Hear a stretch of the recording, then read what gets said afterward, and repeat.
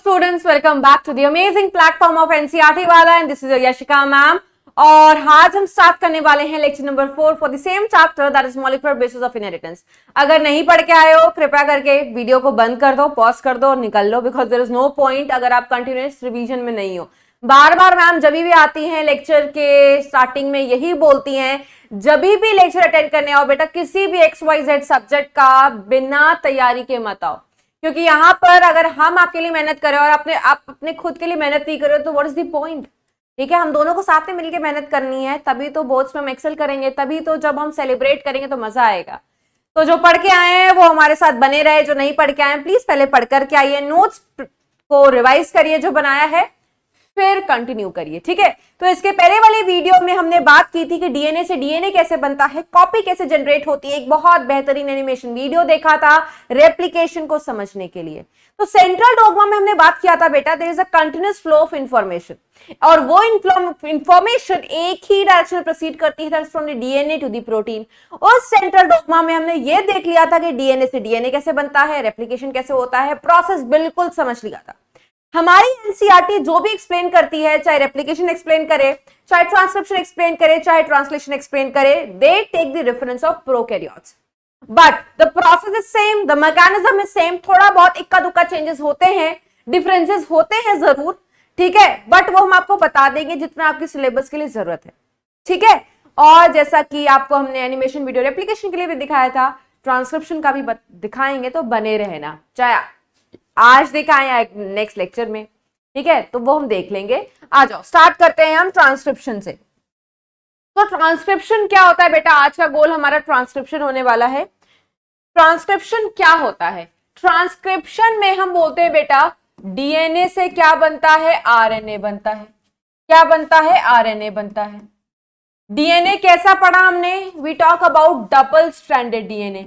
तो क्या double stranded DNA से डबल स्ट्रैंडेड आरएनए बनता है, ना बेटा ना, डबल स्ट्रैंडेड डीएनए से सिंगल स्ट्रैंडेड आरएनए बनता है।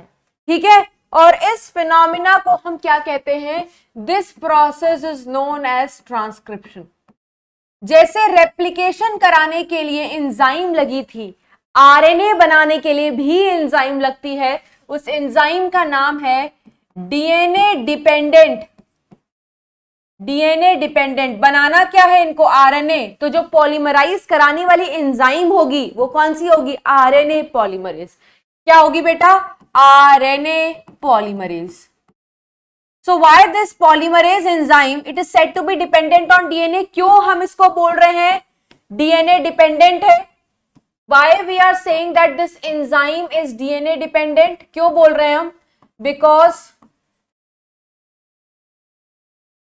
दिस इज, ऐसे लिख लो, दिस इज डीएनए डिपेंडेंट, या आप ऐसे लिख सकते हो this enzyme is dependent on DNA because new RNA strand will be formed using DNA as template। DNA को ही जरिया बनाया जाएगा, डीएनए ही बेटा एक टेम्पलेट की तरह एक्ट करेगा और उसके बेसिस पर नया आरएनए बनता है। दैट मीन्स यहां पे भी क्या चलेगा, रूल ऑफ कॉम्प्लीमेंट्री। ठीक है, यहां पर भी rule of complementary base pair चलेगा, rule of complementary base pair चलेगा। Rule of complementary base pair governs the process. ठीक है, यहां पे भी रूल ऑफ कॉम्प्लीमेंट्री चलेगा। दैट मीन्स अगर एडेनिन है तो वो पेयर करेगा टी के साथ, नहीं तो मैं आरएनए बनाना है। सिर्फ यही डिफरेंस है कि यहां पर आरएनए में ए की जगह यू आएगा, मतलब ए का कॉम्प्लीमेंट्री यू आएगा, नॉट टी। बस यही डिफरेंस है, यही एक्सेप्शन है। एक्सेप्ट यहां पर adenine pairs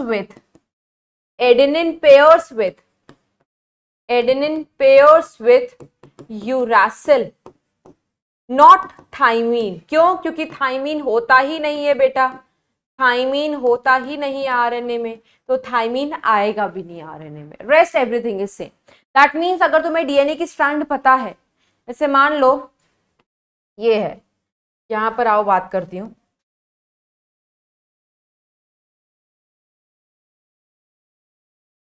3 prime to 5 prime, anti parallel होता है 3 प्राइम टू 5 प्राइम। अब आपको पता है डीएनए का नेचर कैसा होता है, कॉम्प्लीमेंट्री। अगर यहाँ पर ए है, ये डीएनए बना रही हूँ, कैसा DNA, double stranded DNA. Double stranded क्यों बोल रहे हैं, एक स्ट्रैंड ऊपर वाली, एक स्ट्रैंड नीचे वाली, दोनों स्ट्रैंड आपस में कॉम्प्लीमेंट्री होती है, सब पढ़ा हुआ है हमने।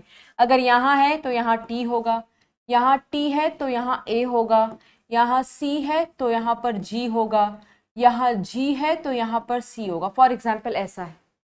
तो अगर आपको डीएनए के एक नाइट्रोजन बेसिस पता है तो क्या आप जो आरएनए बनने वाला है उसका स्ट्रैंड का सीक्वेंस प्रिडिक्ट नहीं कर सकते? बिल्कुल प्रिडिक्ट कर सकते हो। कैसे प्रिडिक्ट करोगे बेटा?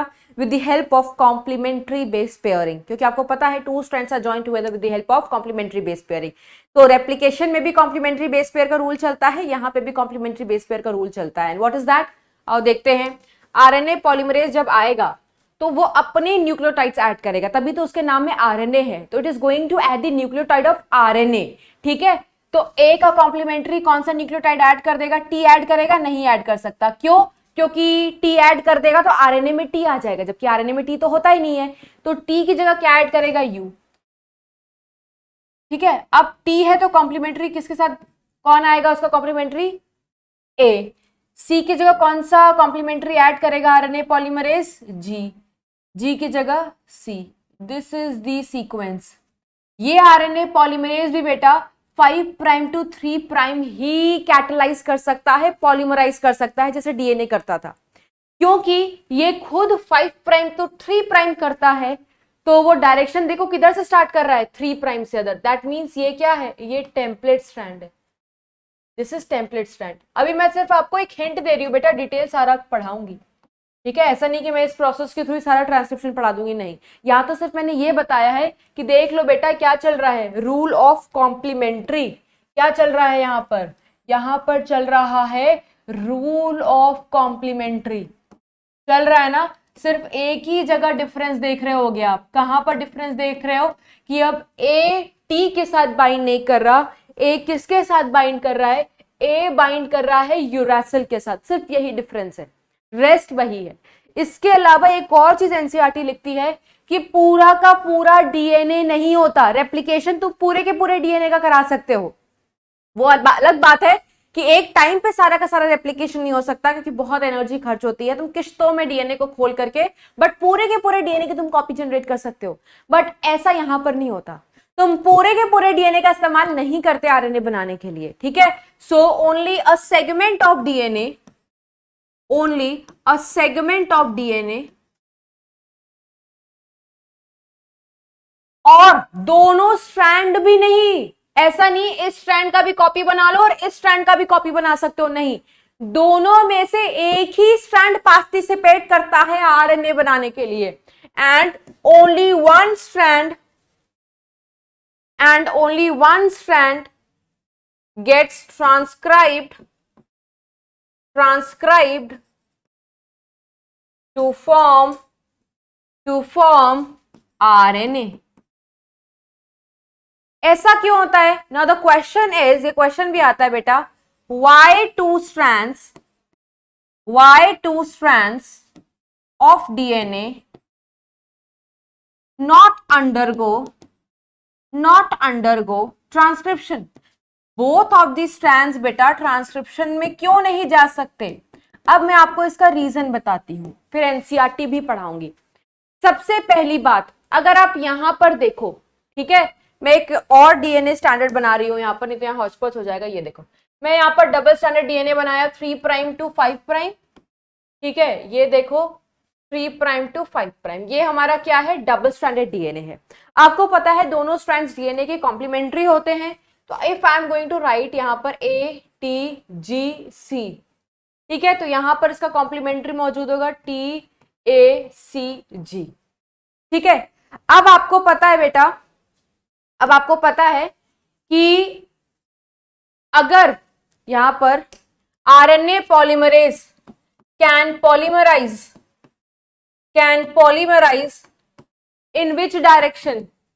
इन 5 प्राइम टू, ये देखो 5 प्राइम कैसे लिख रही हूं मैं, 5 प्राइम टू 3 प्राइम डायरेक्शन। ये सिर्फ इसी डायरेक्शन में जा सकता है, ये रिवर्स गियर नहीं मार सकता, ठीक है, ये ऐसे ही जाएगा भैया, पीछे नहीं आ सकता, ओनली इन दिस डायरेक्शन। तो आपको पता है हमारा जो स्ट्रैंड है वो एंटी पैरेलल नेचर का होता है, तो अगर ये खुद इधर के डायरेक्शन में जा रहा है, एंटी पैरेलल नेचर को स्टैब्लिश करने के लिए ये एज अ टेम्पलेट किसको इस्तेमाल करेगा, यूज टेम्पलेट ऑफ पोलैरिटी जिसकी कहां से कहां हो, 3 प्राइम टू 5 प्राइम, ठीक है। तो आप देखो यहां पर एक हमारा टेम्पलेट ये हो सकता है, ये देखो 3 प्राइम टू 5 प्राइम, दूसरा हो सकता है ये 3 प्राइम टू 5 प्राइम। एक आरएनए पॉलीमरेज यहां आकर के लगेगा, दिस इज आरएनए पॉलीमरेज, ठीक है, और एक यहां आकर के लग सकता है आरएनए पॉलीमरेज। क्लियर हो गया। अब ये आरएनए पॉलीमरेज क्या करेगा, आरएनए के न्यूक्लियोटाइड्स को ऐड करेगा। कैसे न्यूक्लियोटाइड्स, कॉम्प्लीमेंट्री न्यूक्लियोटाइड्स। किसके कॉम्प्लीमेंट्री, इन नाइट्रोजन बेसिस के जो डीएनए पे मौजूद है। तो व्हाट इट विल डू, ये यहां पर ऐड कर देगा ए का कॉम्प्लीमेंट्री यू। यहां पर टी क्यों नहीं ऐड करा, दोबारा से बता रहे, क्योंकि टी होता ही नहीं आरएनए में, तो ऐड कैसे कर सकता है, ठीक है। टी की जगह यहां पर कॉम्प्लीमेंट्री ए, जी कॉम्प्लीमेंट्री पेयरअप करेगा सी के साथ, सी कॉम्प्लीमेंट्री करेगा जी के साथ। ये सब कुछ इन्होंने अपने कुछ डायरेक्शन में किया है, 5 प्राइम टू 3 प्राइम, और टेम्पलेट किसको इस्तेमाल किया, उस स्ट्रैंड को जो 3 प्राइम टू 5 प्राइम जा रहा होगा। सेम यहां पर भी जो भी नाइट्रोजन बेसिस होंगे उसका कॉम्प्लीमेंट्री न्यूक्लियोटाइड ऐड करता चला जाएगा, करता चला जाएगा, करता चला जाएगा, करता चला जाएगा, करता चला जाएगा। मैं बता नहीं रही बट करता चला जाएगा, ठीक है। अब क्या होगा, ये सब कुछ किस डायरेक्शन में होगी बेटा, 5 प्राइम टू 3 प्राइम। ये खुद 5 प्राइम टू 3 प्राइम में ऐड कर रहे हैं न्यूक्लियोटाइड्स। अब यहां पर जी पेयरअप किसके साथ करेगा बेटा, जी पेयरअप करेगा सी के साथ। सी के लिए ये आरएनए पॉलीमरेज क्या ऐड करेगा, यहां पर न्यूक्लियोटाइड ग्वानिन का। ए यहां पर पेयरअप करेगा यू के साथ, दैट मींस यू वाला न्यूक्लियोटाइड ऐड होगा, और टी के लिए यहां पर ए वाला न्यूक्लियोटाइड ऐड करेगा। कौन ऐड करेगा, यही आरएनए पॉलीमरेज ऐड कर गया। ये सब कुछ कहां हुआ है बेटा, 5 प्राइम टू 3 प्राइम। सिमिलरली ये आगे जाता जाएगा, जो भी न्यूक्लियोटाइड्स होंगे यहां पर उसका कॉम्प्लीमेंट्री यहां पर ऐड करते चले जाएंगे, ये इलोंगेट एक्सटेंड होते चले जाएंगे in the direction 5 prime to 3 prime. हो गया, हमने करा लिया। लेकिन इस आरएनए के बनाने से हुआ क्या, जरा देखना। ये जो आरएनए बना है, ये आरएनए बना है ना बेटा, this is the new RNA which is getting formed. ये आरएनए के जो दो स्ट्रैंड्स बने, एक स्ट्रैंड ये और दूसरा स्ट्रैंड ये, क्या ये आपस में कॉम्प्लीमेंट्री नहीं है, जरा देखना। यस, ए कॉम्प्लीमेंट्री है यू का, ए कॉम्प्लीमेंट्री है यू का, जी कॉम्प्लीमेंट्री है सी का, जी कॉम्प्लीमेंट्री है सी का, है ना। देखो आपस में कॉम्प्लीमेंट्री है, तो ये आपस में ही जुड़ जाएंगे बेटा, ये बना लेंगे हाइड्रोजन बॉन्ड, और दोनों स्ट्रैंड्स आरएनए के खुद जुड़ जाएंगे और बना लेंगे डबल स्ट्रैंडेड आरएनए। बेटा तुमने आरएनए बनाया क्यों, क्योंकि आरएनए से प्रोटीन बना सको, उस आरएनए को ट्रांसलेशन में भेज सको, पर ये डबल स्टैंडर्ड आरएनए ट्रांसलेशन ही नहीं करा सकता। लो बेटा, ये तो भारी नुकसान हो गया। जिस चीज के लिए तुम आरएनए बना रहे हो वो आरएनए का तुम इस्तेमाल ही नहीं कर सकते प्रोटीन बनाने के लिए, तो फायदा क्या। तो हम नहीं चाहते डबल स्टैंडर्ड आरएनए बने, क्योंकि डबल स्टैंडर्ड आरएनए बनते ही सारा का सारा काम खराब हो जाता है। टू अवॉइड दिस काम खराब होने वाला चीज, ठीक है, हम नहीं चाहते डबल स्टैंडर्ड बने। और ये कब अवॉइड की जा सकती है, तभी अवॉइड की जा सकती है बेटा जब दोनों स्ट्रैंड को यूज ही मत करो, ठीक है। सिर्फ इस स्ट्रैंड को यूज करो या तो सिर्फ इस स्ट्रैंड को यूज करो, तो तुम्हें सिंगल स्टैंडर्ड आरएनए बनेगा, ठीक है। To avoid this formation of double standard RNA, दोनों स्ट्रैंड्स डीएनए के पार्टिसिपेट करते ही नहीं है। अब तुम सोच रहोगे मैम ठीक है, हमें रीजन तो समझ में आ गया, कोई बात नहीं मैम, लेकिन अब हम किसको इस्तेमाल करें, हम ऊपर वाले टेम्पलेट को इस्तेमाल करें या नीचे वाले टेम्पलेट को इस्तेमाल करें, उसका रीजन मैं आपको बताऊंगी आगे, ठीक है। तो देख लो, एनसीईआरटी ने बहुत बखूबी बेटा एक्सप्लेन किया हुआ है, बहुत अच्छे से एक्सप्लेन किया हुआ है। लेट मी टेल यू, मैं आपको पूरा पढ़ाती हूँ बिकॉज यू नो मैं आपको एनसीईआरटी पढ़ाती हूँ। फटाफट एनसीईआरटी खोल लो। ऐसे ही बेटा दो रीजंस आपको अपने कॉपी में लिखने हैं, ठीक है। देखो पहला रीजन क्या है, पहले समझो प्रोसेस। प्रोसेस क्या होता है, process of copying genetic information, किससे, from one strand of the DNA. देखो बता दिया ना, एक ही स्ट्रैंड डीएनए का, into RNA is termed as transcription. Here also principle of complementary governs the process. समझ लिया. एक ही एक्सेप्शन है कि अब वो एडेनोसिन वाला कॉम्प्लीमेंट मतलब एडेनिन वाला नाइट्रोजन बेस अब थाइमीन के साथ पेयर अप ना करके it will pair up with the uracil. This is the only difference complementary rule वाले में. However, unlike in the process of replication, which one set total DNA of organism gets duplicated. अभी बताया था ना कि duplication जब होती है डीएनए की तो पूरा का पूरा डीएनए कॉपी बना सकता है, बट आरएनए के दौरान ऐसा नहीं होता. देखो क्या लिखा हुआ है, in transcription only a segment of DNA and only one of the strand of DNA is copied into RNA.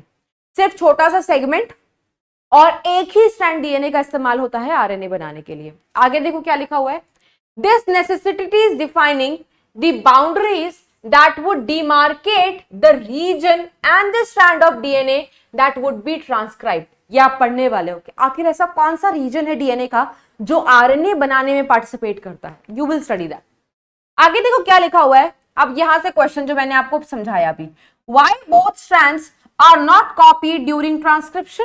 क्यों भैया, देखो सबसे पहला रीजन बहुत बखूबी एक्सप्लेन किया हुआ है. फर्स्ट क्या है, अगर आप दोनों स्ट्रैंड्स को टेम्पलेट मान लो, माना था ना अभी हमने, ये देखो इसको भी टेम्पलेट मान लिया था, ठीक है, और इसको भी टेम्पलेट मान लिया था, तो क्या गड़बड़ी हुई थी वो एक्सप्लेन किया जाएगा. If both strands act as template they would code for RNA molecule with different sequences. ठीक है, remember complementary does not mean identical. अच्छा, कॉम्प्लीमेंट्री का मतलब रेप्लिकेशन में ट्रांसक्रिप्शन में आइडेंटिकल नहीं होता. कॉम्प्लीमेंट्री मतलब एक टी के साथ पेयर करेगा डीएनए में, ए यू के साथ पेयर अप करेगा आरएनए में, जीसी के साथ पेयर अप करेगा डीएनए और आरएनए दोनों में. कॉम्प्लीमेंट्री का मतलब ये होता है जेनेटिक्स की भाषा में, मॉलिक्यूलर बेसिस की भाषा में. ठीक है, and in turn they code for proteins. The sequence of amino acid in the proteins would be different. देखो इन्होंने एक रीजन क्या दिया, इन्होंने ये दिया बेटा आगे जाकर के आरएनए है ना, आरएनए को बनाना होता है प्रोटीन. प्रोटीन क्या होता है, अमीनो एसिड्स के पॉलीमर. बहुत सारे अमीनो एसिड्स आपने पढ़े होंगे क्लास 11th में बायोमोलिक्यूल्स में, आपने पढ़ा होगा ल्यूसिन के बारे में, ग्लाइसिन के बारे में, ट्रिप्टोफैन के बारे में, मिथ्योनिन के बारे में, सिस्टीन के बारे में. ये सारे अमीनो एसिड हैं. ये सब जब एक दूसरे का हाथ पकड़ ले तो एक चेन बन जाती है. जैसे ऐसे आप कोई गेम खेल रहे हो, आप सारे बच्चों ने एक दूसरे का हाथ पकड़ लिया तो एक चेन बन गई है. ठीक है, हमारी इंसानों की एक चेन बन गई है. सिमिलरली अमीनो एसिड्स जब एक दूसरे का हाथ पकड़ लेते हैं तो एक चेन बन गई है. इसी चेन को हम प्रोटीन का नाम देते हैं या पॉलीपेप्टाइड चेन कहते हैं. ठीक है, तो इस तरीके से प्रोटीन बनता है. डिटेल आप आगे पढ़ोगे. तो ये प्रोटीन कौन सा अमीनो एसिड आने वाला है, 20 अमीनो एसिड है, कौन सा आएगा, क्या सीक्वेंस होगी, ये कौन डिसाइड करता है, ये आरएनए की सीक्वेंस डिसाइड करती है. यहां पर देखो आरएनए की सीक्वेंस क्या है, यूएसीजी. ठीक है, 5 प्राइम टू 3 प्राइम ही रीड करना होता है. डायरेक्शन रीडिंग की क्या है, 5 प्राइम टू 3 प्राइम. तो यू रीड करो क्या आ रहा है आरएनए का सीक्वेंस, यूएसीजी. नीचे देखो 5 प्राइम टू 3 प्राइम इधर से, तो डायरेक्शन देखो क्या होगी, सीजीएयू. यूए क्या सेम सीक्वेंस है, नहीं. ये आरएनए डिफरेंट सीक्वेंस का है, ये आरएनए डिफरेंट सीक्वेंस का है. जब डिफरेंट सीक्वेंस के आरएनए होंगे तो ये डिफरेंट प्रोटीन बनाता है, ये डिफरेंट प्रोटीन बनाता है, क्योंकि अमीनो एसिड का सीक्वेंस चेंज, और अमीनो एसिड का सीक्वेंस चेंज बेटा तो प्रोटीन चेंज. तो ये क्या करता है ना, बहुत कॉम्प्लेक्स कर देता है इंफॉर्मेशन को. इतना कॉम्प्लेक्स नहीं चाहिए, भेजे में हमारे नहीं घुसता तो सेल को क्या समझ में आने वाला है. सेल नहीं झेल पाता, और क्योंकि सेल नहीं झेल पाता सेल इस चीज को अवॉइड ही कर देता है. जैसे हमें कोई चैप्टर या टॉपिक टफ लगता है, हम पढ़ना ही छोड़ देते हैं. ठीक है, अरे छोड़ो हटाओ यार. तो सेल का भी सोच लो वैसा ही हाल है. ठीक है, जो कि नहीं करना चाहिए, तुम्हें तो बिल्कुल भी नहीं करना चाहिए. सेल तो फिर भी अपने आप को संभाल लेता है, तुम्हें ऐसा नहीं करना चाहिए. ठीक है, प्रैक्टिस करनी चाहिए उस चीज की जिस चीज से आपको परेशानी है. डेफिनेटली आप बहुत प्रैक्टिस करोगे तो डेफिनेटली आ जाएगा. ठीक है, तो सेल भी हटा देता है. छोड़ो हटाओ यार, इतने झमेले में क्यों पढ़ना, एक ही स्टैंड को बनाओ तो कोई झंझट ही नहीं होगा, कोई प्रॉब्लम ही नहीं आएगी. तो देखो क्या लिखा हुआ है, hence one segment of DNA would be coding for 2 different proteins. ठीक है, अभी बताना, क्योंकि 2 अलग अलग सीक्वेंस बनते हैं तो दोनों अलग अलग प्रोटीन्स बनाएंगे, जिसकी वजह से क्या होगा, हमारी जेनेटिक इंफॉर्मेशन बहुत कॉम्प्लिकेट हो जाएगी. दूसरा रीजन क्या है, देखो द 2 स्ट्रैंड्स ऑफ डीएनए अगर टेम्पलेट की तरह एक्ट करेंगे तो आरएनए जो बनेगा वो आपस में कॉम्प्लीमेंट्री होगा, अभी एक्सप्लेन किया था ना, जिसकी वजह से वो डबल स्टैंडर्ड आरएनए बना लेता है और डबल स्टैंडर्ड आरएनए ट्रांसलेशन में नहीं जाता और प्रोटीन के बनने को प्रिवेंट कर देता है, यही एक्सप्लेन किया हुआ। अब आपको पता है मैं अपने बच्चों को इतना पैराग्राफ नहीं लिखवाना पसंद करती, तो what I am going to do, I am gonna simplify those 2 points for you guys, ठीक है। तो सबसे पहला पॉइंट क्या है, मैं नया पेज लिख रही हूं, इसका answer would be on the next page. तो आंसर क्या है, पहला रीजन, फर्स्ट ये है रीजन आंसर, ठीक है। पहला रीजन है इफ 2 स्ट्रैंड्स ऑफ डीएनए, अपनी भाषा में लिखोगे बेटा, जरूरी नहीं आपको मेरी भाषा कॉपी करनी है, जरूरी नहीं आपको एनसीईआरटी की भाषा कॉपी करनी है, जो समझा है उसको अंग्रेजी में कन्वर्ट करो और ट्रांसलेट करके सीबीएसई बोर्ड्स में किसी भी बोर्ड में लिख सकते हो। If 2 strands act as template, ठीक है, तो क्या देखा हमने, आप ड्रॉ भी कर सकते हो, 2 strands formed, 2 strands of RNA will be formed with different sequences, with different sequences, तो क्या होगा, this in turn will produce different proteins,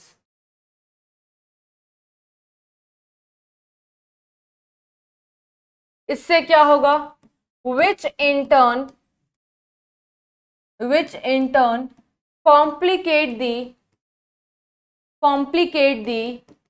genetic information,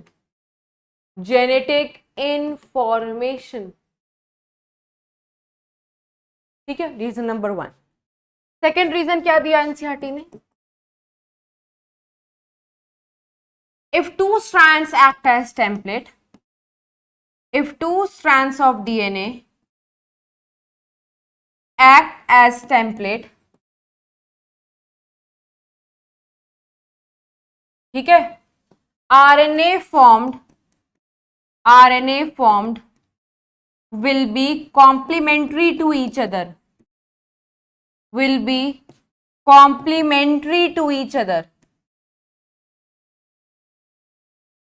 complementary to each other, उसके बाद क्या होगा, therefore they will form hydrogen bonds and become double stranded RNA,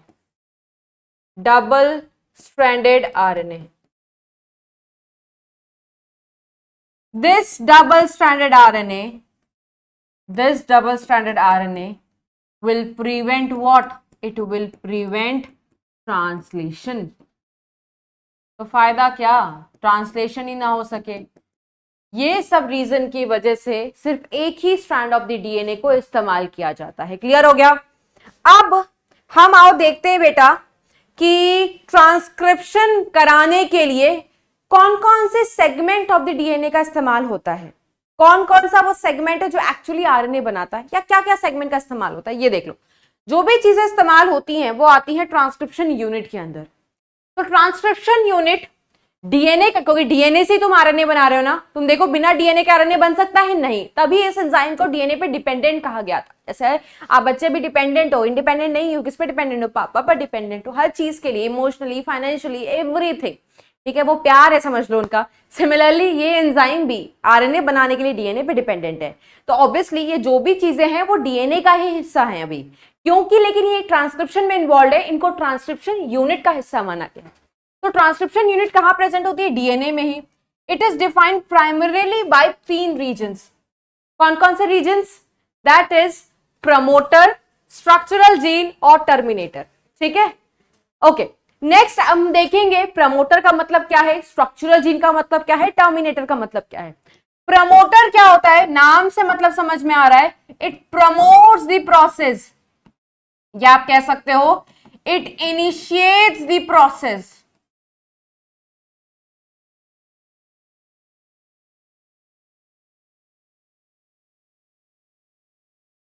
ठीक है, कैसे? I will let you know. Structural gene actual वो हिस्सा होता है जो आरएनए बनाता है, पूरा का पूरा डीएनए आरएनए नहीं बना रहा, सिर्फ स्ट्रक्चरल जीन डीएनए का ऐसा हिस्सा है जो आरएनए बनाता है। गेट्स ट्रांसक्राइब्ड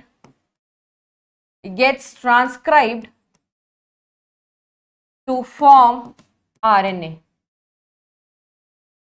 तुम सोच रहे हो मैम प्रमोटर भी तो हेल्प कर रहा है, ये सिर्फ हेल्प कर रहा है, only help in process, only help, ठीक है, टू इनिशिएट। ये खुद आरएनए में कन्वर्ट नहीं होता। This sequence of DNA does not get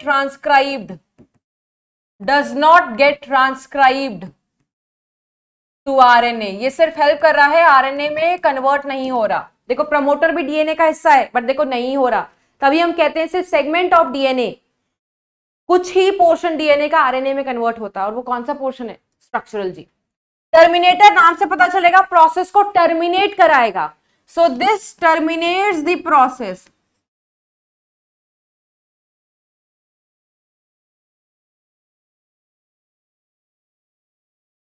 this terminates the process किसका? आरएनए फॉर्मेशन का, आरएनए फॉर्मेशन का, ठीक है। This sequence itself does not transcribed, ये भी खुद ट्रांसक्राइब्ड नहीं होता, ये सिर्फ बंद कराएगा, ठीक है। कैसे बंद कराएगा? I will let you know. कैसे प्रमोट कराएगा? I will let you know, ठीक है। अब ये देखो एनसीईआरटी का ये डायग्राम है, ठीक है, ये एक फिगर है जो एनसीईआरटी में दी हुई है, इसको समझते हैं कि इसका क्या मतलब है। ओके, तो स्टार्ट करते हैं समझना इस फिगर को, which is there in the NCERT. इन्होंने पूरा का पूरा डीएनए एक से बनाया हुआ है। कितने स्ट्रैंड्स है? 2 स्ट्रैंड्स है, as you can see, 3 prime to 5 prime, तो दूसरे का एंटी पैरेलल नेचर स्टैब्लिश किया इन्होंने, देखो 5 prime to 3 prime. Arrow opposite दिखा रखे हैं क्योंकि इनकी ऑपोजिट पोलैरिटी होती है, ठीक है, इस रिस्पेक्ट में, और किसी रिस्पेक्ट में कंफ्यूज मत करना इसको। उसके बाद डीएनए के इस सेगमेंट को प्रमोटर कहा गया है, बीच वाले हिस्से को स्ट्रक्चरल जीन कहा गया है, लास्ट वाला जो सीक्वेंस है ये क्या है बेटा? ये सीक्वेंसेस ही होते हैं, यहाँ पर नाइट्रोजन बेस के सीक्वेंस है, यहाँ पे भी नाइट्रोजन बेस के ही सीक्वेंस होते हैं। प्रमोटर रीजन क्या है? यहाँ कुछ अलग है? नहीं, यहाँ पर भी नाइट्रोजन बेस ही प्रेजेंट है, ठीक है, नाइट्रोजन बेस के ही सीक्वेंस मौजूद है।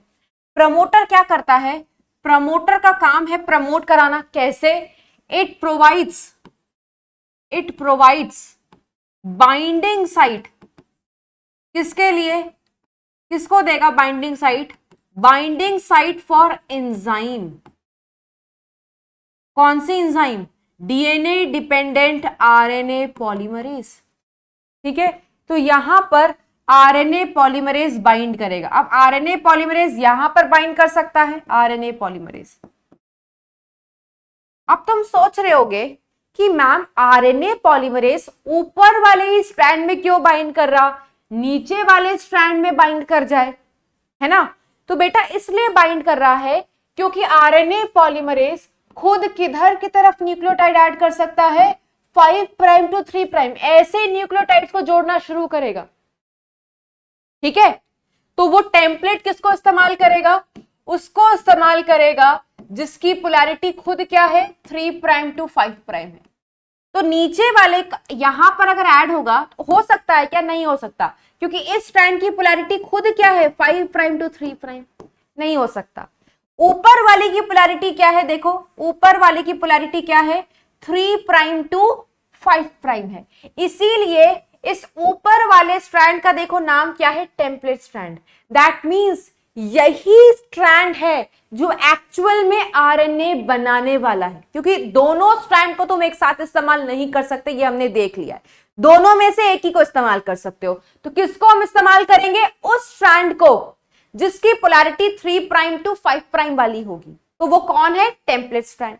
अच्छा, तो फिर सोच रहे हो कि मैम इधर भी तो 3 प्राइम टू 5 प्राइम वाली पोलैरिटी है, आरएनए पॉलीमरेज यहां लगा देते। नहीं लग सकता। क्यों? क्योंकि टर्मिनेटर का हिस्सा है।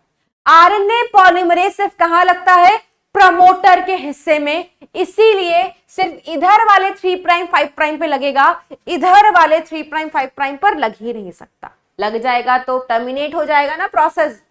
हमें तो इनिशिएट कराना है, हमें तो स्टार्ट कराना है, पहले एंड करा दे, शुरुआत होने से पहले दी एंड कर दे, नहीं, इसीलिए यहां पर आकर के लग गया। सब रीजन एक्सप्लेन किया जाएगा। अब आरएनए पॉलीमरेज यहां पर लगता है तो इन नाइट्रोजन बेसिस, मान लो कुछ भी होगा यहां पर, वो सीक्वेंस होता है प्रॉपर बेटा, और उसी सीक्वेंस को आरएनए पॉलीमरेज आइडेंटिफाई करता है। जैसे तुम स्विगी वाले को बुलाते हो, जोमेटो वाले को बुलाते हो अपने घर पर, घर तो बहुत सारे हैं, हाउ दे गोना आइडेंटिफाई कि तुम ही हो, ठीक है, तुमने ही मंगाया है। तुम बालकनी में जाते हो, सीटी बजाते हो, भैया, ठीक है, ऐसे आवाज लगाते हो, हाँ मैंने ही ऑर्डर किया है, तुम भी कुछ सिग्नल देते हो ना, उस सिग्नल को वो आइडेंटिफाई करते हैं। सिमिलरली यहां पर कुछ ऐसे सीक्वेंस होते हैं, उस सीक्वेंस को ये एंजाइम आइडेंटिफाई कर लेता है और वहां पर आकर के बाइंड कर जाता है। तो दिस इज हाउ ये प्रमोटर के सीक्वेंस पर रीजन पे आकर के बाइंड कर जाते हैं। बाइंड करने के बाद क्या करते हैं बेटा, इनके जो सीक्वेंसेस हैं उनको आरएनए में कन्वर्ट नहीं करते, इनका काम नहीं है कन्वर्ट करना, ये नाइट्रोजन बेसिस नहीं होंगे कन्वर्ट, ये सिर्फ हेल्प करते हैं सो दैट आरएनए पॉलीमरेज आकर के बाइंड कर जाए। एज सून एज बेटा आरएनए पॉलीमरेज यहां पर आकर के बैठ गया, ट्रांसक्रिप्शन शुरू हो जाती है। तो देखो लिखा हुआ है इस पॉइंट से आरएनए पॉलीमरेज जब बाइंड कर गया है उसके बाद से क्या शुरू हो रहा है, तो you can C transcription start point लिखा हुआ है। इसके बाद से जो भी नाइट्रोजन बेसिस होंगे बेटा उनका कॉम्प्लीमेंट्री वो बना देगा, ठीक है। जैसे फॉर एग्जाम्पल यहां पर मान लो ए है, यहां पर मान लो टी है, यहां पर जी सी, फिर से वही कर लो A T G C. RNA polymerase आया, इसको मिला ए, तो ये ए की जगह पर कौन सा न्यूक्लियोटाइड ऐड कर देगा, यू वाला न्यूक्लियोटाइड, क्योंकि टी तो होता नहीं है। टी का न्यूक्लियोटाइड क्या होगा, कॉम्प्लीमेंट्री ए। जी का न्यूक्लियोटाइड क्या होगा, कॉम्प्लीमेंट्री सी। सी का न्यूक्लियोटाइड क्या होगा, कॉम्प्लीमेंट्री जी। ए का न्यूक्लियोटाइड कॉम्प्लीमेंट्री क्या होगा, यू। टी का कॉम्प्लीमेंट्री क्या होगा, ए। जी का क्या होगा, सी। सी का क्या होगा, जी। तो आप देखो इतनी छोटी सी आरएनए की चेन बन गई। ये चेन किससे किस डायरेक्शन में बनती है, ये चेन बनती है 5 प्राइम टू 3 प्राइम डायरेक्शन में, क्योंकि ये एंजाइम सिर्फ 5 प्राइम टू 3 प्राइम में ही ऐड कर सकता है, ठीक है। धीरे धीरे आगे और भी नाइट्रोजन बेसिस होंगे बेटा, ये उनका कॉम्प्लीमेंट्री ऐड करता चला जाएगा। ये चेन धीरे धीरे धीरे धीरे धीरे धीरे बढ़ती ही चली जाएगी, किस डायरेक्शन में, वही 5 प्राइम से 3 प्राइम बढ़ती चली जाएगी, इलोंगेट हो जाएगी, ठीक है। अब धीरे धीरे ये पहुंच जाएगा, आरएनए पॉलीमरेज कहां पहुंच जाएगा, टर्मिनेटर पर। As soon as RNA polymerase terminator पर पहुंचता है, प्रोसेस हो जाती है terminate. Again I am telling you, मैं आपको प्रोसेस ऑफ ट्रांसक्रिप्शन नहीं समझा रही हूं, प्रोसेस ऑफ ट्रांसक्रिप्शन और मैं डिटेल में पढ़ाऊंगी, बस इनका रोल समझा रही हूं अभी। तो प्रमोटर पर आरएनए पॉलीमरेज बैठा, वो आगे आगे चलता गया, आरएनए बनाता चला गया। कब तक आरएनए बनाएगा, जब तक वो टर्मिनेटर पर ना पहुंच जाए। टर्मिनेटर पर जैसे ही बैठेगा, ठीक है, ये प्रोसेस टर्मिनेट क्या करता है, आरएनए पॉलीमरेज को साइड से ही गिरा देगा, भगा दिया। जब एंजाइम को ही भगा दिया तो नया आरएनए बनेगा नहीं, क्योंकि नया आरएनए न्यूक्लियोटाइड्स तो वही ऐड कर रहा था, वो रहा ही नहीं, ना रहा बास ना बजेगी बांसुरी, सॉर्ट ऑफ चीज है ना, यस, ठीक है। तो आप खुद देख सकते हो, क्या टर्मिनेटर ने अपने आप को आरएनए में कन्वर्ट किया, नहीं। क्या प्रमोटर ने अपने आप को आरएनए में कन्वर्ट किया, नहीं किया। सिर्फ किसने किया, इस बीच वाले हिस्से ने। तो जो हिस्सा आरएनए बना रहा है उस हिस्से को हम क्या कहते हैं, स्ट्रक्चरल जीन।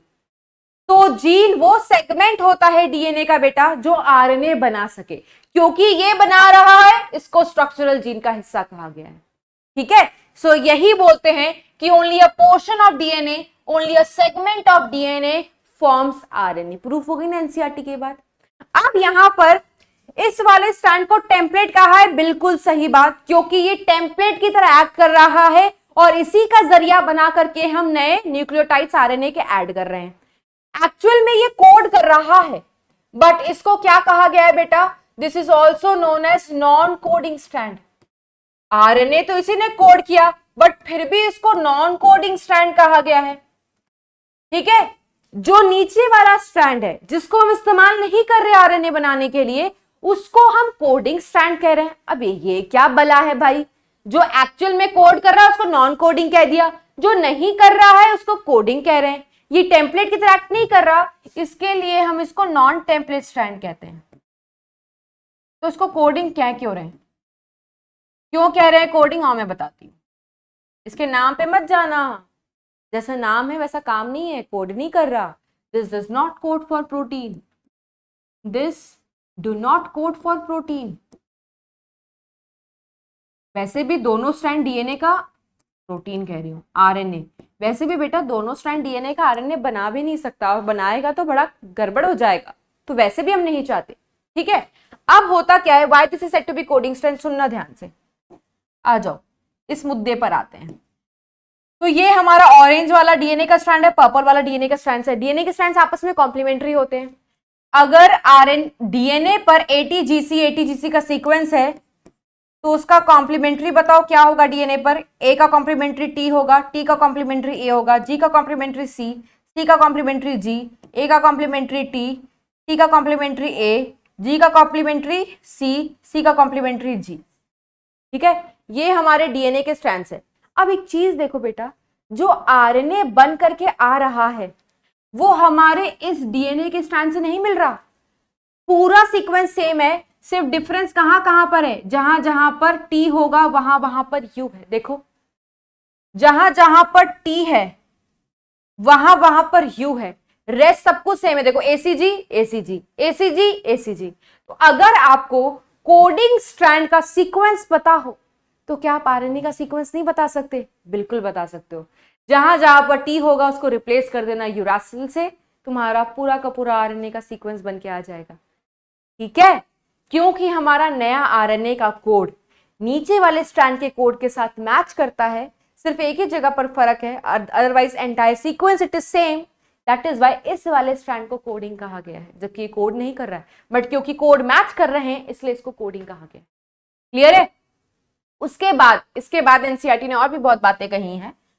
जो हमारा ये वाला ट्रांसक्रिप्शन स्टार्ट से पहले वाला रीजन है इसको अपस्ट्रीम कहा गया है, इसको अपस्ट्रीम कहा गया है। ठीक है, तो प्रमोटर कहां पर है? अपस्ट्रीम में। इसके बाद का जो रीजन है इसको क्या कहा गया है बेटा? डाउनस्ट्रीम। इसको क्या कहा गया है? डाउनस्ट्रीम। ठीक है, अब मैं आपको एनसीईआरटी इसका समझा देती हूं और क्लियर हो जाएगा। आ जाओ यहां पर पढ़ते हैं। ये देखो, there is a convention in defining the true strands of DNA. Convention क्या है ये देखो, there is a convention in defining the two strands of the DNA in the structural gene of transcription unit. Since the two strands have opposite polarity and the DNA dependent RNA polymerase also catalyze the polymerization only in one direction. और वो direction क्या है बताई थी ना, 5 prime to 3 prime. क्योंकि खुद 5 prime to 3 prime ही जा सकता है सिर्फ, तो एज अ टेम्पलेट किसको लेगा? उस स्ट्रैंड को जिस खुद 3 प्राइम टू 5 प्राइम जाए। तो देखो लिखा हुआ है the strand that has polarity 3 prime to 5 prime will act as template. ठीक है, and is also referred to as template strand. ठीक है, the other strand which has the polarity 5 prime to 3 prime and the sequence same as RNA। इसकी बात कर रहा है बेटा। ये देखो इस स्ट्रैंड की पोलैरिटी क्या है, अगर तुमने इसको इधर से उधर पढ़ा है 3 प्राइम टू 5 प्राइम, तो नीचे वाले को भी उसी डायरेक्शन पढ़ोगे, तो डायरेक्शन इसकी क्या है? 5 प्राइम टू 3 प्राइम। ठीक है, इस वाले स्ट्रैंड को उन्होंने बोला है, इस वाले स्ट्रैंड को उन्होंने क्या बोला है? इसका कोड एग्जैक्टली किसके साथ मैच कर रहा है? आरएनए के कोड के साथ। और ऐसे को हम क्या बोल रहे हैं? Coding strand. देखो एनसीईआरटी भी कहती है उस स्ट्रैंड की पोलैरिटी जिसकी 5 प्राइम टू 3 प्राइम है नीचे वाले की, और इसका सीक्वेंस आरएनए जैसा है, डिफरेंस का है, जहां जहां पर थाइमीन है वहां वहां पर क्या आ जाएगा? Uracil is displaced. स्ट्रेंजली ये स्ट्रैंड किसी के लिए भी कोड नहीं कर रहा, बट इसका नाम देखो क्या है? Coding strand. ये कह रही है NCERT. All the reference point while defining a transcription unit is made with the coding strand। ठीक है, जो भी तुम डेफिनेशन दे रहे हो वो कोडिंग स्ट्रैंड के रेफरेंस में देते हो। ठीक है, to explain the point a hypothetical sequence from a transcription unit is presented below. ये टेम्पलेट है, ये कोडिंग है। ठीक है, ये ऊपर वाली स्ट्रैंड टेम्पलेट लिखा हुआ है, नीचे वाली कोडिंग स्ट्रैंड लिखा हुआ है। Can you right the sequence of RNA transcribe from the above DNA? क्या लिख सकते हो? सोचो, मैं आपको थोड़ा सा टाइम देती हूँ, क्या बना सकते हो आप? ये डीएनए के 2 स्ट्रैंड्स दिए हुए हैं बेटा, एक की पोलैरिटी 3 प्राइम टू 5 प्राइम है, दूसरे की पोलैरिटी 5 प्राइम टू 3 प्राइम है, ठीक है? बताओ क्या बना सकते हो आरएनए का सीक्वेंस? आपको मैंने 30 सेकेंड्स दिए, चलो बना करके देखो, बना पा रहे हो नहीं बना पा रहे हो?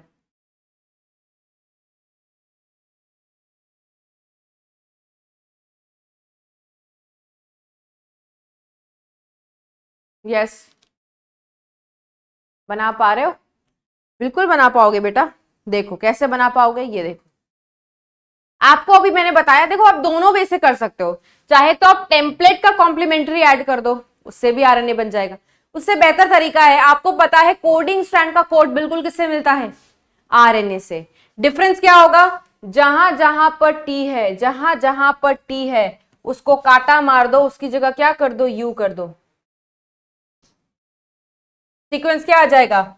यूएसीजी, यूएसीजी, यूएसीजी, यूएसीजी, फिर यूएसीजी, फिर यूएसीजी।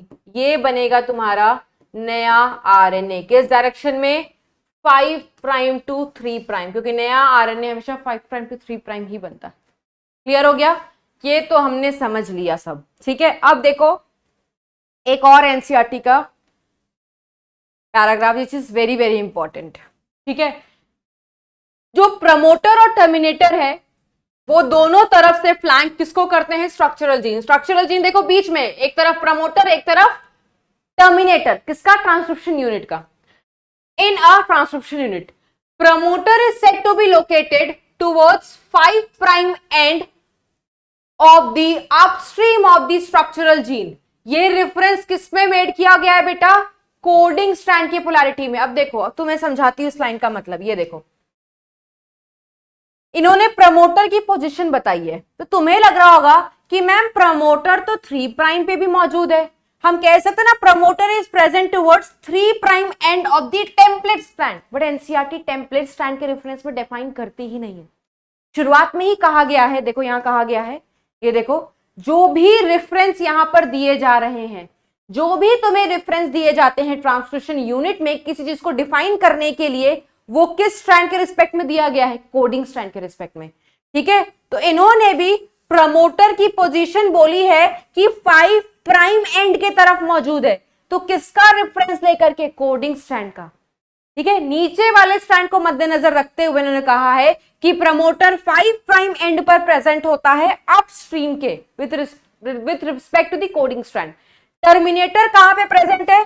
3 प्राइम एंड पर प्रेजेंट है डाउन स्ट्रीम, ठीक है, 3 prime end of the downstream region of the transcription unit, ठीक है। तो देखो यहां पर लिखा हुआ है वो चीज, ये देखो यहां पर लिखा हुआ है, देखो कोडिंग स्ट्रैंड के रिस्पेक्ट में प्रमोटर कहां पर है बेटा? 5 प्राइम एंड पर। It is a DNA sequence that provides binding site for RNA polymerase. Yes, promoter पर आकर के आरएनए पॉलीमरेज लग रहा है ना बेटा, और प्रमोटर किसका हिस्सा है? डीएनए का हिस्सा है। And it is the presence of promoter in a transcription unit that defines the template and the coding strands।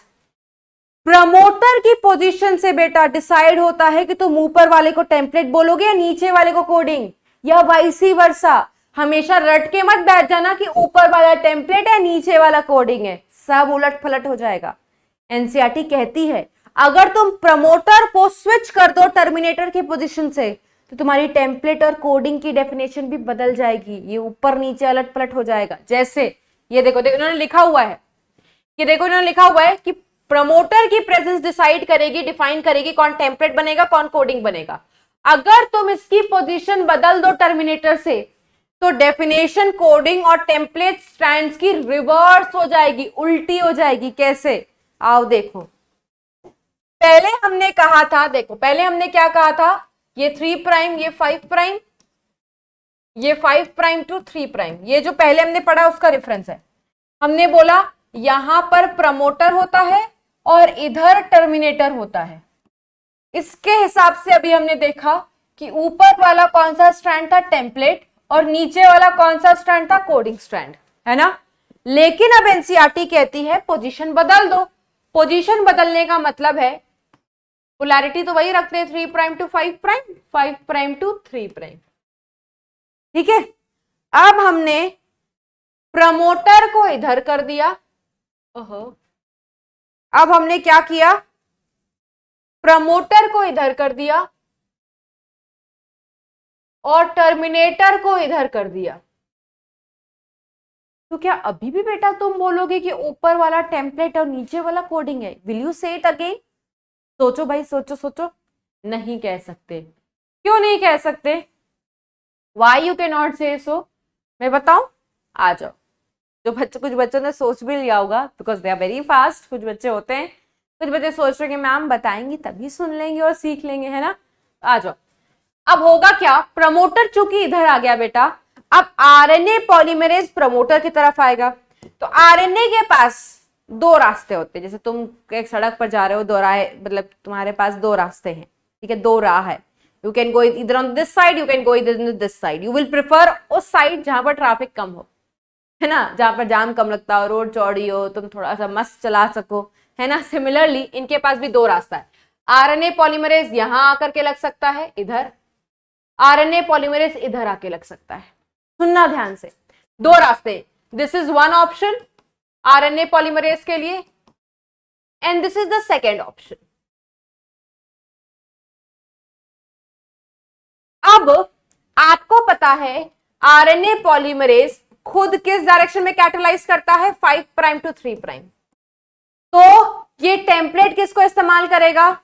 ये टेम्पलेट इस्तेमाल करेगा 3 प्राइम टू 5 प्राइम को। ठीक है, तो ठीक है, अगर ये इधर से शुरुआत कर रहा है तो चलो यहां लगा, बिल्कुल ठीक है, क्योंकि ये 3 प्राइम है।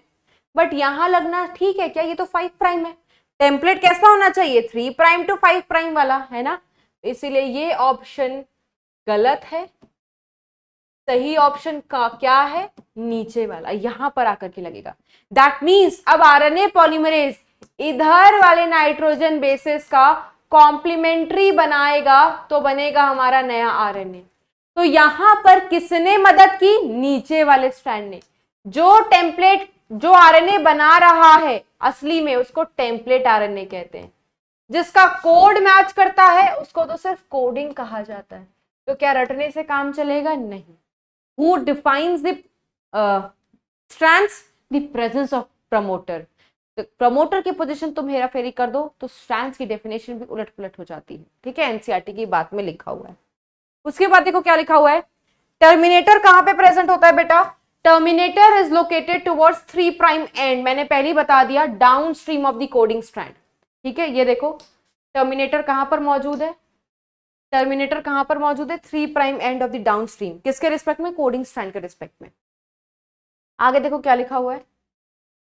And it is usually defines the end of the process of transcription. End में है, टर्मिनेट का मतलब ही होता है end. There are additional regulatory sequences that may be present further upstream और डाउनस्ट्रीम टू द प्रमोटर। वो सीक्वेंस रेगुलेट करते हैं बेटा जीन के एक्सप्रेशन को, जिसके बारे में आप आगे भी पढ़ोगे। Some of the properties of this sequences shall be discussed while dealing with the regulation of gene expression। Just मैंने अभी यही बता कि रेगुलेटरी सीक्वेंसेस के बारे में तुम्हें आगे पढ़ाएंगे जब जीन एक्सप्रेशन पढ़ाएंगे। सेम एनसीईआरटी आपको लिखी। अब आप बताओ, एक एक लाइन आपको एक्सप्लेन की गई है बेटा, आपको सारा कुछ समझाया गया है कि क्या होता है टर्मिनेशन, क्या होता है प्रमोटर, क्या होता है ट्रांसक्रिप्शन यूनिट, वाई हम बोलते हैं सिर्फ एक ही स्ट्रैंड को कॉपी करते हैं, क्यों हम बोलते हैं ओनली सेगमेंट ऑफ डीएनए से आरएनए बनाते हैं, प्रमोटर टर्मिनेटर की पोजीशन बदल दो तो क्या होगा, डिफाइन कौन करता है, everything has been explain, each and every line of the NCERT. ठीक है, आप थोड़ा सा प्रोसेस समझने की कोशिश करते हैं ट्रांसक्रिप्शन में होने क्या वाला है। शायद ज्यादा लंबा लेक्चर होगा तो मैं डिटेल पूरा का पूरा ना लूं, बट इंट्रोडक्टरी सेक्शन जरूर लूंगी, एंजाइम के टाइप्स, ठीक है, प्रोकैरियोट्स में, यूकैरियोट्स में क्या होता है, तो आप थोड़ा देख लेते हैं तो हमारे लिए बेहतर होगा। ओके, नेक्स्ट हम पढ़ेंगे टाइप्स ऑफ आरएनए और ट्रांसक्रिप्शन का प्रोसेस समझने की कोशिश करेंगे। क्या समझने की कोशिश करेंगे? ट्रांसक्रिप्शन का प्रोसेस। ओके, सो दो प्रकार के आरएनए होते हैं बेटा। दो प्रकार के कौन से आरएनए होते हैं? एक होता है जेनेटिक आरएनए, एक होता है बेटा जेनेटिक आरएनए, और एक होता है बेटा non genetic RNA, non genetic RNA.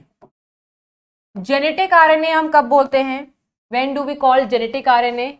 जब कोई RNA act as genetic material, when RNA act as genetic material. जैसे बेटा कहां पर आरएनए जेनेटिक मटेरियल की तरह एक्ट कर सकता है? तो तुम बोलोगे मैम कोविड-19, बिल्कुल सही। एचआईवी वायरस में आरएनए जेनेटिक मटेरियल है, ठीक है। एग्जाम्पल आपने 11th क्लास में एक पढ़ा हुआ है, टोबैको मोजाइक वायरस। इस वायरस में भी genetic RNA is present. Why we are saying कि इसमें जेनेटिक आरएनए मौजूद है? क्योंकि वहां पर आरएनए जेनेटिक मटेरियल की तरह एक्ट कर रहा है, वहां पर जो भी genetic information that is store in the form of RNA, ठीक है। What do you mean by non genetic RNA? Non genetic RNA जहां पर जेनेटिक इंफॉर्मेशन आरएनए के फॉर्म में नहीं है, बट इनको डीएनए से आरएनए में कन्वर्ट किया जाता है during the process of translation, ठीक है। जैसे कौन से 3 टाइप होते हैं? ये 3 टाइप्स पॉसिबल है इनकी। What are the 3 types? Number 1, एक होता है mRNA। एम का फुल फॉर्म क्या होता है बेटा? Messenger RNA, messenger RNA. दूसरा क्या होता है बेटा? एक होता है rRNA। आर का फुल फॉर्म क्या होता है? राइबोसोमल आरएनए, राइबोसोमल आरएनए, ठीक है। और नेक्स्ट क्या होगा बेटा? tRNA। T here stands for transfer RNA, transfer RNA. ये 3 टाइप ऑफ आरएनए को हम नॉन जेनेटिक कहते हैं। अब मैं आपको इसके बारे में समझा भी देती हूँ, थोड़ा सा डिटेल आगे पढ़ोगे स्ट्रक्चर वाइज, ठीक है। टीआरएनए आगे पढ़ोगे, कुछ कुछ चीजें मैं आपको बता देती हूँ। ये देखो, there are 3 major types of RNA, messenger RNA, tRNA and one is rRNA, जिसको मैंने बताया राइबोसोमल आरएनए। इसके बारे में आपने पढ़ा होगा। ये कहां पे प्रेजेंट होते हैं बेटा? राइबोसोम नाम है ना, क्योंकि राइबोसोम्स के यूनिट में मिलते हैं, राइबोसोमल यूनिट्स, राइबोसोमल यूनिट्स। दिखाऊंगी अभी, टेंशन मत लेना, सब पढ़ाया जाएगा। तो देखो, टोटल mRNA में से 5, टोटल आरएनए का सिर्फ 5% होता है। सबसे ज्यादा मेजर कौन होता है बेटा? 80% rRNA, और tRNA 15% होता है। और ये सबसे, मतलब ये दोनों स्मॉलर कैटेगरी को बिलोंग करते हैं। सबसे बड़ा आरएनए जो है दैट इज mRNA, ठीक है। mRNA को हम क्या कहते हैं? इसको हम कहते हैं बेटा टेम्पलेट आरएनए। क्यों? क्योंकि इसी से तुम प्रोटीन बनाओगे। जो जरिए की तरह एक्ट करेगा तुम उसको टेम्पलेट बोलोगे। कैसे करता है आगे पढ़ोगे। ये न्यूक्लियर आरएनए कहा जाता है। मैसेंजर, जो भी जेनेटिक इंफॉर्मेशन थी डीएनए के पास, उसने इसको भेज दी है, तो इसको मैसेंजर आरएनए कहा जाता है। इसके पास वो इंफॉर्मेशन है कौन सा प्रोटीन बनने वाला है, तो इसको इंफॉर्मेशनल आरएनए भी बोलते हैं। रीजन भी लिखा हुआ है, as it carries genetic information, जो कि इसको किसने प्रोवाइड की थी? डीएनए ने प्रोवाइड की थी, ठीक है। अब देखो, राइबोसोमल आरएनए का क्या काम है? इनका स्ट्रक्चरल रोल है। किस प्रकार का स्ट्रक्चरल रोल है? ठीक है, आप पढ़ोगे। दे हेल्प, इनका इस्तेमाल होता है प्रोटीन बनाने के दौरान, ट्रांसलेशन के दौरान इनका इस्तेमाल होता है। कैसे? वेट करो। टीआरएनए का भी इस्तेमाल ट्रांसलेशन के दौरान होता है। देखो, असली में कौन प्रोटीन में कन्वर्ट हो रहा है? ये दोनों मदद करते हैं अमीनो एसिड को लाने में, प्रोटीन बनाने में। कैसे? डिटेल पढ़ाऊंगी आगे, ठीक है। तो ये 3 टाइप्स ऑफ आरएनए होता है, शायद आपने पढ़ा होगा। और इन सबकी जरूरत पड़ेगी एक सेल को, तो सबकी प्रेजेंस जरूरी है सेल में। ऐसा नहीं ये नहीं चले, कोई बात नहीं, चला लेते इसके बिना काम, नहीं, सबकी प्रेजेंस जरूरी है। अदरवाइज ट्रांसलेशन के प्रोसेस में बहुत गड़बड़ी आने वाली है, ठीक है। और अब हमने पढ़ लिया टाइप्स ऑफ आरएनए, तो पढ़ लिया। नेक्स्ट हम क्या पढ़ेंगे? हम पढ़ेंगे एंजाइम के बारे में। Types of RNA polymerase, types of RNA polymerase.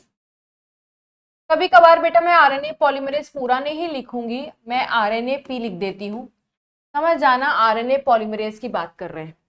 तो अगर आरएनए पॉलीमरेज की बात करूं इन केस ऑफ प्रोकैरियोट्स, किसमें बात करूं बेटा? इन केस ऑफ प्रोकैरियोट्स, तो प्रोकैरियोट्स में बेटा, प्रोकैरियोट्स तो इतने कॉम्प्लेक्स होते नहीं, so they have single type of RNA polymerase. इनके पास एक ही टाइप होता है, एंड ये एक type of RNA polymerase can synthesize all 3 different types of RNA। जो भी rRNA है, tRNA है, mRNA है, वो यही बना देता है। यहां पर हर टाइप ऑफ आरएनए बनाने के लिए अलग अलग एंजाइम की जरूरत नहीं लगती है। बट अगर मैं प्रोकैरियोट्स की बात करूं, अगर मैं आपको यूकैरियोट्स की बात बताऊं, जैसे हम हैं, तो हम थोड़े कॉम्प्लेक्स बॉडी हैं, ठीक है। तो ऐसे समझना कि यहां पर एक नहीं, यहां पर 3 टाइप ऑफ आरएनए पॉलीमरेज होता है। We have 3 types of RNA polymerase, 3 types of RNA polymerase, ठीक है। कौन कौन से 3 टाइप्स हैं? We have RNA polymerase 1। ये आरएनए पॉलीमरेज क्या करता है? It forms ribosomal RNA in eukaryotes. कौन कौन से राइबोसोमल आरएनए यूकैरियोट्स में बनाता है?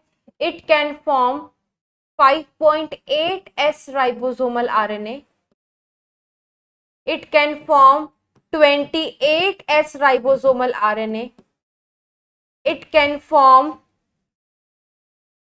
18s ribosomal RNA.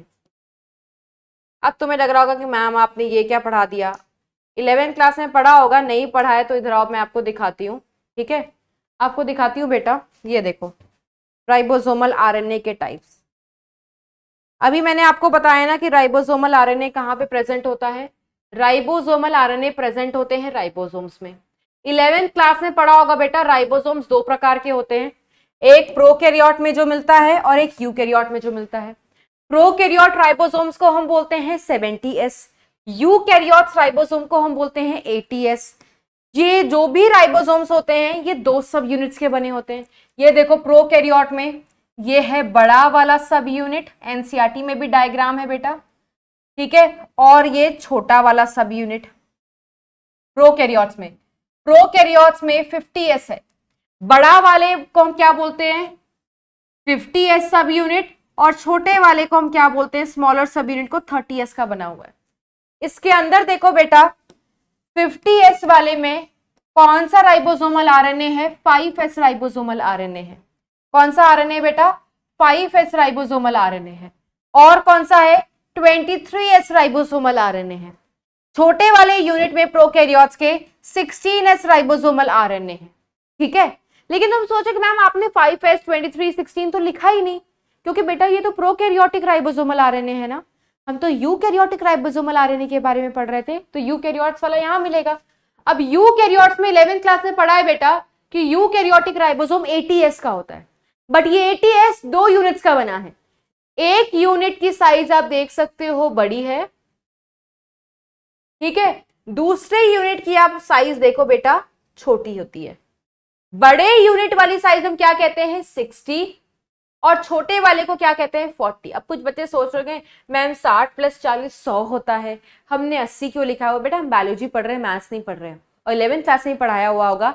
ऐड मत करना, गणित नहीं पढ़ रहे हो। जिस साइंटिस्ट ने दिया था ये उनकी अपनी कैलकुलेशन है, ये सब डेंसिटी के बेसिस पे निकाला गया था, क्लास 11th के एनसीईआरटी में लिखा हुआ है।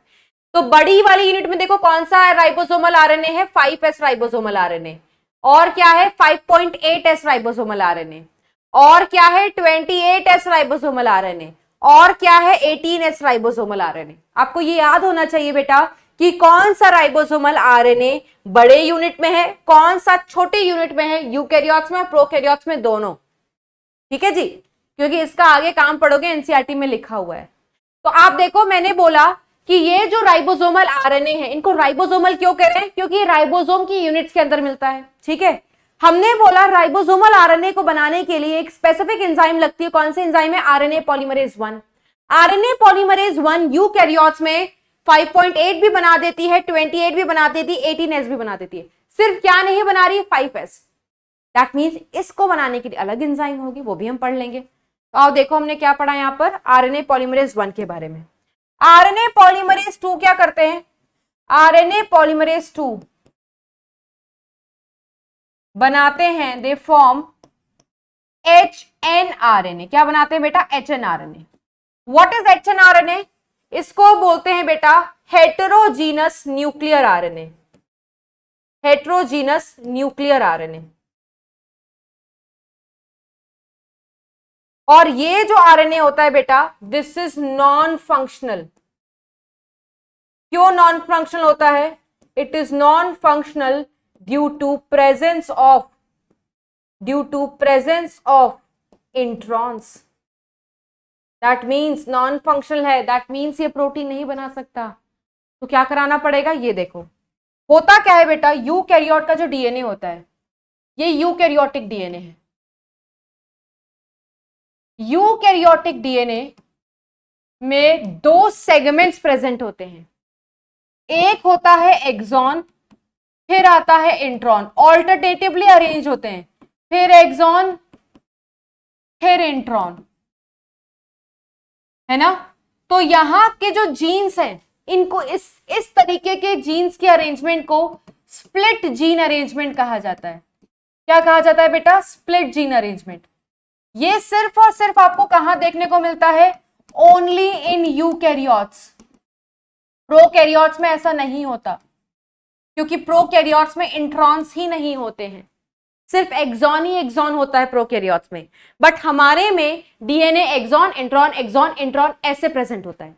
ये जो इंट्रॉन है ना बेटा, ये निकम्मा सेगमेंट है, नॉन फंक्शनल है, बट क्योंकि डीएनए के पास प्रेजेंट है, डीएनए का हिस्सा है बेटा, तो डीएनए को तो रखना पड़ेगा। जब ये डीएनए ट्रांसक्रिप्शन में गया, ठीक है, तो क्या बनाया? इसने बनाया आरएनए। अब क्योंकि ये आरएनए इसी डीएनए से बना है, तो इस आरएनए के पास भी क्या पहुंच गया? Exon intron exon intron exon. अब ये डीएनए से इंट्रॉन को नहीं निकाल पाया, खुद का हिस्सा है ना, खुद के हिस्से को तुम कैसे काट सकते हो? काट सकते हो अपना एक फिंगर और कुछ काट लो, दर्द होगा ना। तो डीएनए को दर्द होता था, लेकिन ये तो इसको गिफ्ट में मिला, इस आरएनए को ये इंट्रॉन तो गिफ्ट में मिला, इसको इतनी कदर नहीं। और कदर होनी भी क्यों? ये तो फालतू का सेगमेंट है ना, किसी काम का है नहीं, ये कुछ कोड वर्ड नहीं करेगा, ये कुछ प्रोटीन नहीं बनाएगा, तो रखना क्यों? दिस इंट्रॉन को बाद में हम रिमूव कर देते हैं। This intron being non functional is removed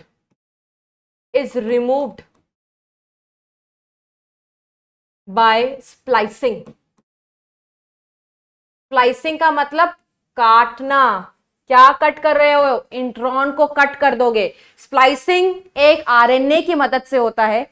वो एंजाइम क्या करता है, वो प्रोटीन क्या करता है, यहां पर आकर के लग जाएगा और इस सबको चॉप ऑफ कर देगा, तो सारे के सारे इंट्रॉन्स हट जाते हैं। लेकिन जब ये इंट्रॉन्स है, तो ऐसे आरएनए को एचएनआरएनए कहा गया है। एचएनआरएनए को नॉन फंक्शनल क्यों कहा गया? आप देख सकते हो, क्योंकि यहां पर इंट्रॉन्स है। इसको हेट्रोजीनस क्यों कहा गया? हेट्रो मींस 2 सेगमेंट का बना हुआ है, एक्सॉन और इंट्रॉन। तो जब तुम इंट्रॉन्स रिमूव कर दोगे, जो आरएनए अब बन करके आएगा वो मैसेंजर आरएनए कहलाएगा, और उस मैसेंजर आरएनए में सिर्फ और सिर्फ क्या होगा? एक्सॉन का सेगमेंट होगा, क्योंकि इंट्रॉन सब तुमने काट दिए, ठीक है। एंड दिस इज हाउ इसको क्या बनाया जाता है? It is made functional. और ये सब कुछ कौन कर रहा है? Which enzyme? RNA polymerase 1। RNA polymerase 1 hnRNA बनाती है बेटा। तो देखो लिखा हुआ है एचएनआरएनए कौन बना रहा है? Sorry, not RNA polymerase 1, 2। Next है हमारा तीसरा enzyme, that is RNA polymerase 3। RNA polymerase 3। RNA polymerase 3 क्या क्या बनाता है? आओ देख लेते हैं। It forms tRNA, transfer RNA बेटा, जिसका रोल आप आगे पढ़ने वाले हो। उसके साथ एक राइबोसोमल आरएनए रह गया था ना यूकैरियोट्स में, वो भी कौन बना रहा है? 5s ribosomal RNA. सारे के सारे राइबोसोमल आरएनए हमारे आरएनए पॉलीमरेज 1 बनाते हैं, एक्सेप्ट 5s। वो कौन बनाता है? आरएनए पॉलीमरेज 3 यूकैरियोट्स में। और स्मॉल स्मॉल साइटोप्लाज्मिक आरएनए, ये ऐसे आरएनए होते हैं बेटा जो मॉडिफिकेशन प्रोटीन में हेल्प करते हैं, ठीक है। और एक आरएनए होता है बेटा एसएन आरएनए। एसएन का फुल फॉर्म क्या है बेटा? एसएन का फुल फॉर्म है स्मॉल न्यूक्लियर। एसटी का फुल फॉर्म क्या है? Small cytoplasmic. ये मेरा शॉर्ट फॉर्म नहीं है बेटा, इसको लिखते ही ऐसे हैं। एसएन आरएनए का काम क्या होता है बेटा? यही वो टाइप ऑफ आरएनए है जो प्रोटीन के साथ मिल करके सारे के सारे इंट्रॉन्स को चॉप ऑफ कर देता है। दैट मींस इनका काम है इंट्रॉन्स को हटाना। तो ये वो है जो स्प्लाइसिंग में हेल्प करते हैं। क्यों कराना पड़ता है इंट्रॉन्स को remove? Reason you already know, ठीक है। तो ये हो गया बेटा different types of RNA along with the different types of RNA polymerase, ठीक है। तो हमने आज क्या पढ़ लिया है? हमने थोड़ा सा इंट्रोडक्टरी सेक्शन कंप्लीट किया है, साथ ही साथ मैंने आपको एंजाइम्स के टाइप्स बताए in case of prokaryotes and eukaryotes, है ना। अगले टर्न पर अगले लेक्चर में we gonna discuss the detail process of transcription. बस मेरा इतना ही रिक्वेस्ट है, यहां तक रिवाइज करके आना और जो प्रोसेस के बारे में आगे बताया बस रीड आउट करना, बाकी तो मैं हुई, ठीक है। तो मिलते हैं बेटा नेक्स्ट लेक्चर में जहां पर हम बात करेंगे डिफरेंट प्रोसेस की, क्योंकि मैं आपको थकाना नहीं चाहती, अदरवाइज समझ में नहीं आएगा। तो नेक्स्ट लेक्चर में मिलेंगे, तब तक के लिए bye bye and take care everyone.